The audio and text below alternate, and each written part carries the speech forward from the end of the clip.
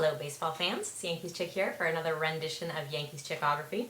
Now being that I am the Yankees Chick, I therefore tend to spend a lot of time dealing with the American League since that is the league in which my team of choice plays.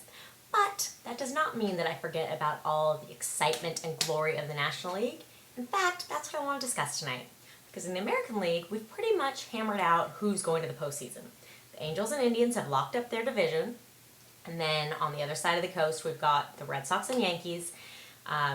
Unless the Tigers somehow perform some miracle, strike down the Red Sox and take over the wild card, no problem there. If you'd like to go ahead and do that, I will support you, Tigers.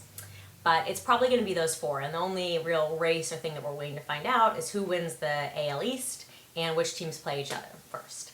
But over in the National League, no one's locked up any division yet, and the wild card has tons of people ready to compete. We've got the Mets in the East have almost pretty much locked that down, although Philly's only a couple games back. The Cubs are 3.5 up in the Central, so probably give them that division.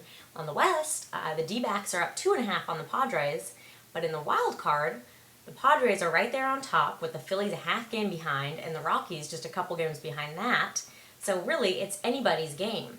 And that's going to come right down to the wire. Now, this whole season, I've been saying Padres all the way because you really can't top that pitching. It's essentially, it's airtight. You can't get in. When those pitchers are on, you're not getting anywhere.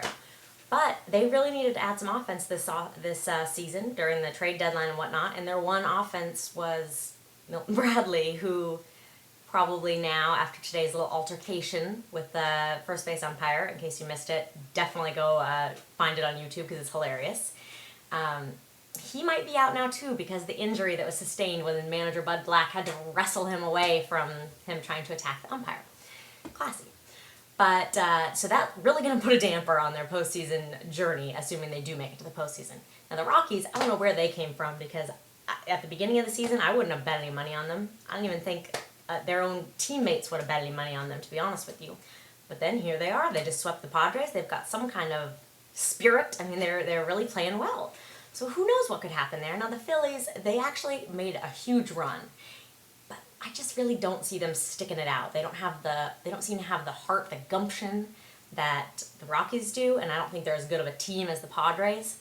So I think they'll fall out of the wayside. I do think it's going to end up being the Padres, the D-backs, the Cubs, and the Mets. But out of those four teams, I've got to tell you, I don't think even one of them stands up to the Angels, Indians, Red Sox, or Yankees. It pains me to say that, but I mean, I love the Padres. They're my NL team of choice. But I don't think any of them in a World Series match can match up to any of those AL teams. Now, I could be wrong. Look at St. Louis last year. I don't think they were good at all, to be honest with you. And yet, they crushed them, so what the hell do I know? Now, I would like your opinions on this, as usual, Yankeeschick.com, or info@Yankeeschick.com is my email. I would really like to know your predictions. I just cannot see a National League team winning this. However, the Padres do have the golden pitching and the golden icon of baseball class, Milton Bradley.